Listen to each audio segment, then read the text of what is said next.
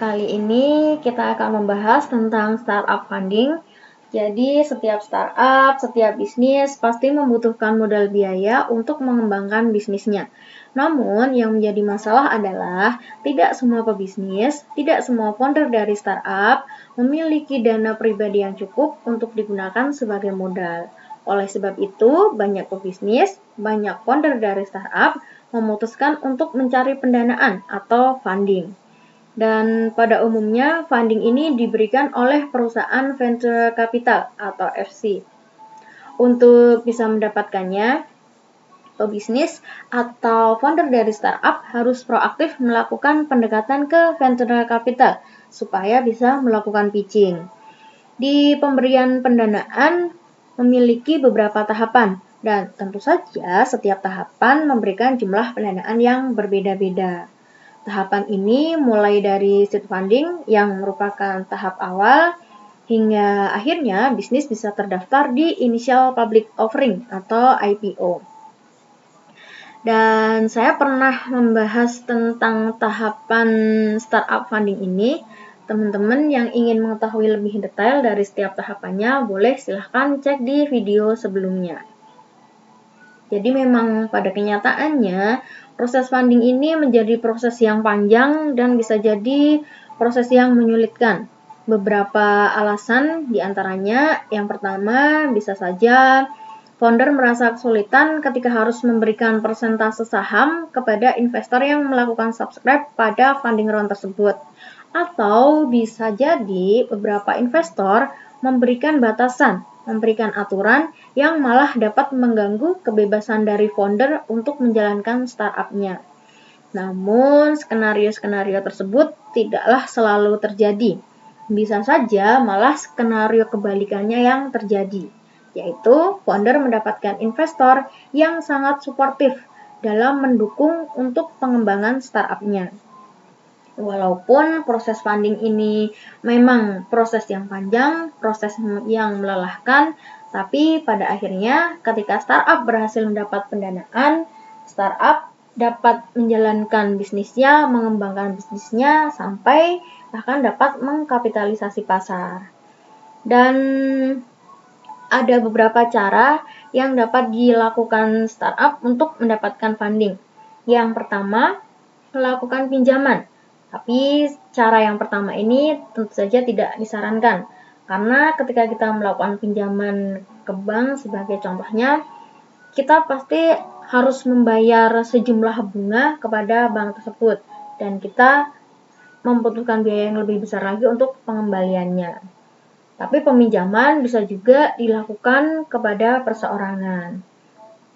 Namun biasanya dalam melakukan pinjaman tentu saja dibutuhkan jaminan ataupun surat berharga sebagai kolateralnya. Jadi cara yang pertama tidak disarankan. Lalu cara yang kedua bisa melalui menjual saham startup-nya. Dan cara ini disebut dengan funding round. Founder akan melakukan pitching ke investor ataupun venture capital yang berminat untuk melakukan investasi kepada startup tersebut. Di tahap funding ini yang pertama, sebelum tahap seed funding ada juga dikenal tahap pre-seed funding. Jadi sebelum di tahap awal, tahap seed funding bisa dimulai dari pre-seed funding. Kemudian setelah berjalan di seed funding diikuti dengan series A, series B, dan seterusnya. Jadi saat tahap seed funding ini yang menjadi tahap awal pendanaan, di mana putaran investasi pertama ini didapatkan dari investor eksternal. Dan tujuan dari putaran pendanaan tahap ini untuk menemukan potensi produk dan mengidentifikasi calon pengguna yang sesuai dengan produk yang dikembangkan. Pendanaan eksternal dilakukan setelah perusahaan dan investor menyepakati valuasi dari perusahaannya, valuasi dari startup-nya.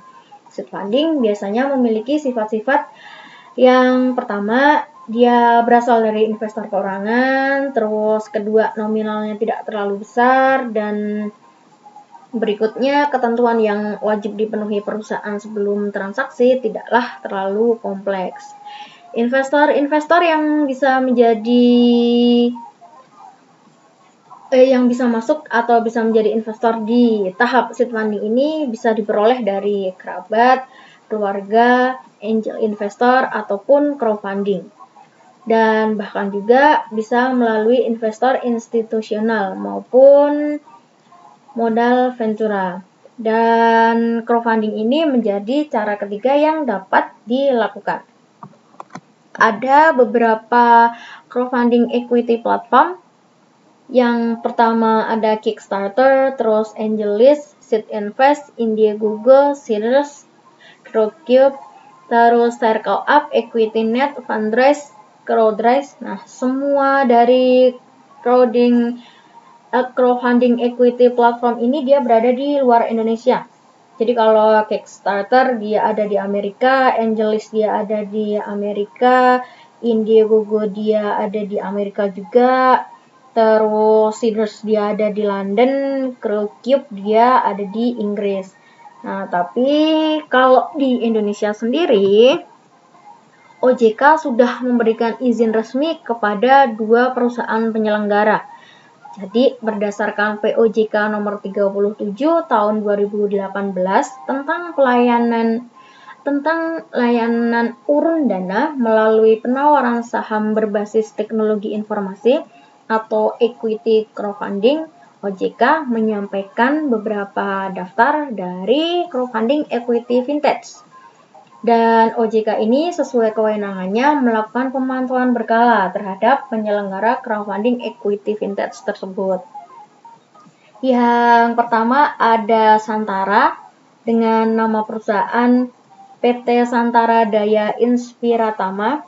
Dan basisnya Santara ini ada di daerah istimewa Yogyakarta, tepatnya ada di Sleman. Nah, teman-teman bisa mengunjungi santara.co.id di websitenya, ataupun melalui aplikasi Santara yang ada di sistem operasi Android. Terus kalau yang kedua ada Bizer. Untuk nama perusahaannya PT Investasi Digital Nusantara, dia basisnya ada di Jakarta. Nah, teman-teman juga bisa menghubungi websitenya melalui Bizer ID. Jadi, kalau di Indonesia ini sendiri juga sudah punya 2 perusahaan penyelenggara yang bisa dituju ketika kita coba melakukan crowdfunding. Terus, sebenarnya bagaimana sih cara kita bisa melakukan mendapatkan funding ini, strategi fundraising ini apa aja sih? Jadi di strategi fundraising ini merupakan cara dalam menarik atau mengumpulkan dana, dan idealnya dia berbentuk sebuah dokumen yang dihasilkan dari proses panjang. Setidaknya strategi fundraising ini harus bisa menjawab 5 pertanyaan berupa kenapa, siapa, berapa, kapan, dan bagaimana. Kenapa membutuhkan dana tersebut? Dari siapa kita menggalang dananya? Berapa banyak dana yang kita butuhkan? Kapan kita ingin mendapatkan dana tersebut? Lalu bagaimana cara kita mendapatkan dananya? Dan untuk bisa menjawab pertanyaan-pertanyaan tersebut, kita bisa mencoba untuk menyusun jawabannya. Dan beberapa clue-nya, yang pertama, kita harus pahami nilai startup-nya. Memahami nilai startup menjadi hal yang penting untuk bisa menilai atau bisa memberikan valuasi dari startup-nya kita. Dan valuasi ini bisa ditarik dari beberapa faktor. Dari manajemen, track record, terus market size, dan resikonya. Faktor-faktor tersebut juga akan mempengaruhi investor apakah bersedia untuk mendanai startup kita atau tidak. Intinya adalah memahami valuasi startup menjadi langkah awal untuk bisa menjawab kelima pertanyaan tersebut. Jadi kita harus tahu nilai dari startup kita. Terus yang kedua, membuat rencana bisnis. Dan di bagian ini kita harus mempertimbangkan secara matang kenapa membutuhkan pendanaan tersebut, apa yang akan dicapai dengan dana tersebut, dan bagaimana langkah-langkah yang akan ditempuh untuk mencapai target yang sudah kita susun. Investor tentu saja tidak akan mendanai startup yang kekurangan finansial, melainkan mereka menyuntik dana untuk sebuah peluang bisnis. Jadi, yang akan dibaca oleh investor di sini adalah peluang bisnisnya. Terus, yang keterkaitannya dengan yang pertama tadi, valuasi dari startup-nya. Terus, yang ketiga adalah riset investor. Biasanya, investor akan melakukan riset terhadap startup-nya kita. Oleh sebab itu, sah-sah saja jika kita melakukan hal yang serupa. Kita melakukan riset terhadap investor. Kita memilih investor yang sama-sama menginginkan kerjasama positif. Riset investor ini menjadi hal yang perlu dilakukan sebelum melakukan fundraising. Pilihlah investor yang tidak hanya mau untuk menyuntikkan dana, mau untuk memberikan dana, tapi juga benar-benar mempercayai kita, mempercayai startup kita. Sehingga investor juga ada peran bersama untuk memajukan, untuk mengembangkan si startup ini. Meskipun startup tengah berada dalam kondisi yang jatuh, terpuruk, tapi si investor bisa membantu, bisa sama-sama untuk membangkitkan startup ini ketika kondisinya sedang tidak baik. Sehingga penting untuk mencari tahu kelebihan ataupun kekurangan dari calon investor.